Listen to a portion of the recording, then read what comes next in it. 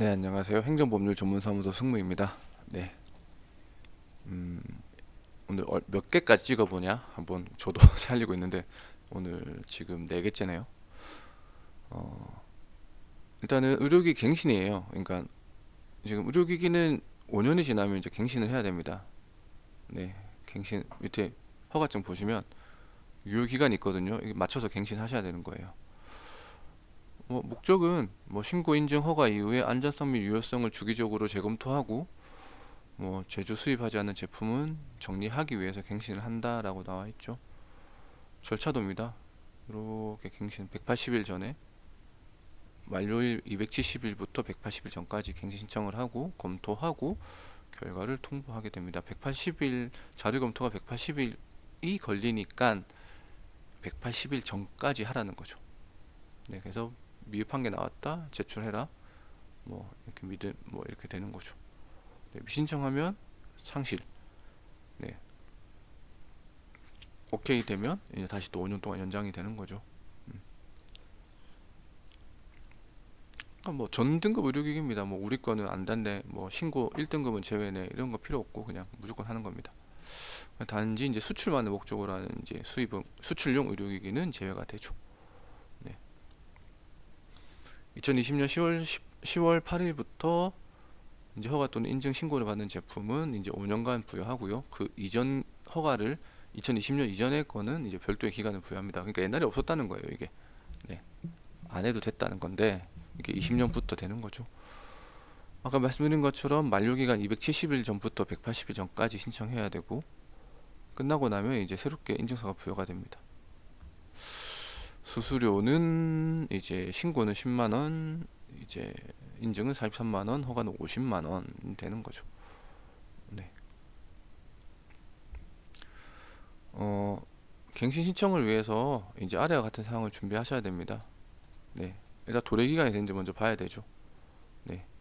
식약처에서는 우편으로 보냅니다. 그래서 평소에 이제 자기 품목 허가증 보시고 신고증 보시고 우리 갱신해야 되네 안 되네 이런 것도 봐야 되고 우체국에 식약처에서도 우편으로 보내줍니다. 그리고 두 번째는 최근에 인증 받으신 분들은 없을 건데 아까 말씀드렸던 것처럼 과거에 받으셨던 분들은 기준 규격이 바꾸는 경우가 있어요. 이제 전기기계 공통 규격이 2024년인가 그때 한번 바뀌었거든요. 현재까지 이어지는 건데 근데 2014년도에 2019년도 한번 바뀌고 그러니까 14년 바뀌고 19년 바뀌었고 현재까지 이어지는 걸로 제가 정확하게 기억이 안 나는데 하여튼 세 번 정도 바뀌었는데 과거에 비해서 그럼 제가 2017년에 바뀌었어. 그러니까 허가를 했어요. 받았어요. 기준 규격을 전기기기 공통 안전 규격을 근데 19년 바뀌었잖아요. 그리고 근데 내 허가증은 안 바뀌었죠. 아직까지 그때 기준 규격으로 가는 거죠. 그러면 그 유효한 고시를 바라는 거예요. 너가 그때 당시는 전기기계 공통 안전규격을 2019년 버전으로 받았는데 지금은 개정이 됐어. 그러니까 너가 이런 거 한번 봐야 돼라는 의미예요. 네. 똑같습니다. 2등급은 1등급 신고하고 2등급 인증 제품은 의료기기 안전정보원으로 가는 거고 나머지 허가 제품들은 식약처로 진행하게 됩니다. 이렇게 되는 거죠. 네.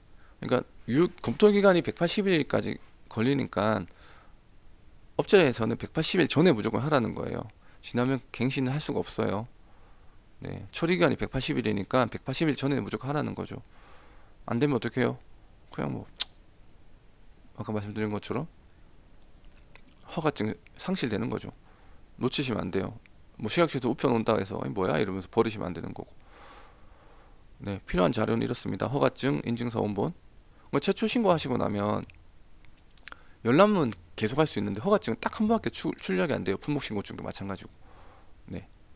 그리고 적합성 선언서, 최신 규격 반의 여부를 검토한 별 검토서, 실적 보고 이거는 매년마다 하잖아요. 의료기기 그 공제 조합인가 거기에다가 네, 그다음에 시판 후 안전 및 유효성에 관련된 정보 자료 이렇게 제출합니다. 그러면 네, 이제 보는 거죠.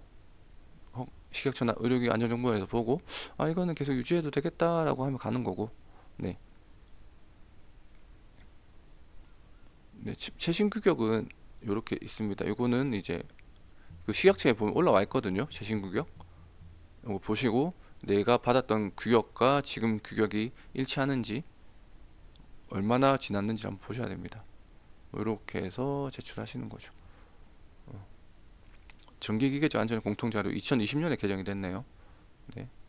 뭐 전자파 자료 뭐 이런 것들 뭐 했다 이렇게 제출하시면 되고 그리고 뭐 나머지는 뭐 이렇게 준비하시면 됩니다. 뭐 이전 유효 기간 동안 안전성 유효성이 유지되고 있음을 확인해야 되는 서류, 그 필요한 자료들 이런 것도 제출하시면 되고. 네. 뭐 신고는 간단합니다. 서식하고 원본. 원본 없으면은 그냥 사유서 쓰면 돼요. 선언서, 실적 자료 이거는 어차피 뭐 매년마다 하시는 거기 때문에. 그리고 안정성 및 유효 기간 뭐 절차서죠 보통. 뭐 고객 불만 처리나 뭐 시정 조치, 시정 예방 조치 절차서 있으면 제출하시면 되고. 어려운 건 아닌데. 네, 이렇게 보완이 되면 이제 10일 이내 보완 기간 설정이 되고 이에 한해서 보완이 이루어지지 않으면 반려 처분이 되는 거죠. 갱신이 지금 1주기입니다. 그러니까 2주기가 넘어가면, 그러니까 지금은 1주기라서 편해요. 사실상.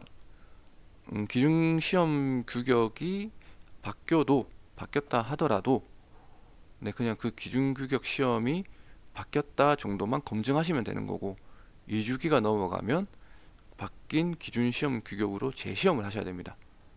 네. 근데 1주기가 그렇게 된다고 해서 그러면 계속 가는 건 아니죠.